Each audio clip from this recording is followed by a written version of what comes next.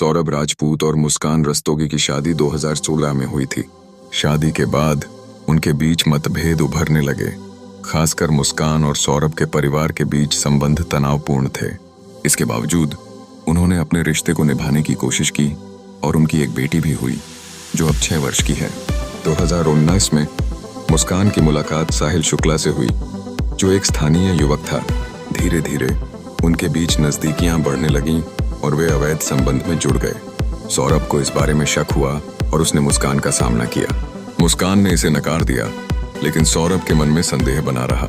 Saurabh London में नौकरी करता था और अपनी बेटी के जन्मदिन के अवसर पर भारत आया हुआ था। वह अपनी बेटी का जन्मदिन मनाने के लिए उत्सुक था और परिवार के साथ समय बिताना चाहता था। 3 मार्च 2025 को परिवार ने बड़े उत्साह से बेटी का जन्मदिन मनाया। मुस्कान ने इस मौके पर खुद को खुश दिखाने की पूरी कोशिश की, लेकिन उसके मन में एक खतरनाक योजना चल रही थी। मुस्कान और साहिल ने सौरभ की हत्या की योजना बनाई। 3 मार्च 2025 की रात साहिल मुस्कान के घर आया। उन्होंने सौरभ को नींद की गोलियां दी और जब वह बेहोश हो गया तो साहिल ने चाकू से उसकी हत्या कर दी। हत्या के बाद उन्होंने सौरभ के शरीर के 15 टुकड़े किए और उन्हें एक प्लास्टिक के ड्रम में भरकर सीमेंट से सील कर दिया। शव को ठिकाने लगाने के लिए मुस्कान और साहिल ने ड्रम को उठाने के लिए मजदूरों को बुलाया। ड्रम का वजन अत्यधिक था, जिससे मजदूरों को शक हुआ और उन्होंने पुलिस को सूचना दी। यही उनकी योजना की पहली गलती साबित हुई। पुलिस ने मौके पर पहुंचकर जांच शुरू की। ड्रम को खोलने पर सौरभ के शव के टुकड़े मिले। मुस्कान और साहिल को तुरंत गिरफ्तार कर लिया गया और पूछताछ में उन्होंने अपना अपराध कबूल कर लिया। हत्या के बाद मुस्कान और साहिल हिमाचल प्रदेश गए, जहां उन्होंने एक मंदिर में शादी की और कई दिनों तक नशे में धुत होकर मस्ती करते रहे। वे शिमला के एक होटल में ठहरे थे, जहां उन्होंने भारी मात्रा में शराब पी। पुलिस की जांच में यह भी सामने आया कि वे एक निजी कैब के जरिए शिमला पहुंचे थे और वहां मौज मस्ती में कई दिन बिताए। उनके इन गतिविधियों के फोटो और वीडियो सामने आए हैं, जो उनकी निर्दयता को दर्शाते हैं। इस घटना से सीख, यह घटना हमें यह सिखाती है कि भावनाओं में बहकर कोई भी गलत निर्णय नहीं लेना चाहिए। किसी भी रिश्ते में समस्या होने पर उसे सुलझाने के कई कानूनी और सामाजिक तरीके होते हैं, लेकिन हत्या किसी भी परिस्थिति में समाधान नहीं हो सकती।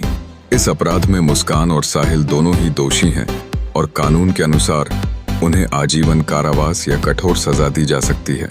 आईपीसी भारतीय दंड संहिता की धारा 302 के तहत हत्या का दोष सिद्ध होने पर दोषी को फांसी या उम्र कैद की सजा हो सकती है। साथ ही धारा 120B के तहत साजिश रचने का भी मामला बनता है, जिससे उनकी सजा और कठोर हो सकती है।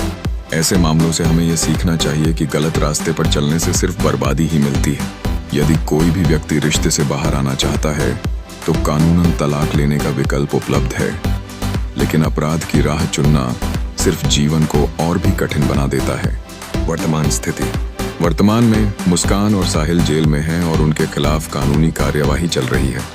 कानूनी विशेषज्ञों के अनुसार उनके अपराध की गंभीरता को देखते हुए उन्हें आजीवन कारावास की सजा हो सकती है, लेकिन फांसी की सजा मिलने की संभावना कम है।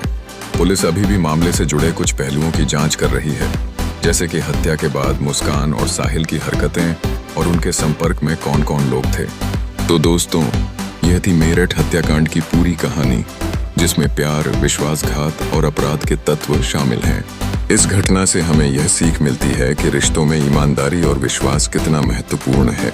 आप इस बारे में क्या सोचते हैं? हमें कमेंट में ज़रूर बताएं, और अगर आपको ये वीडियो जानकारीपूर्ण लगा हो तो इसे लाइक करें, शेयर करें और हमारे चैनल एडवोकेट सुकृत को सब्सक्राइब करना न भूलें।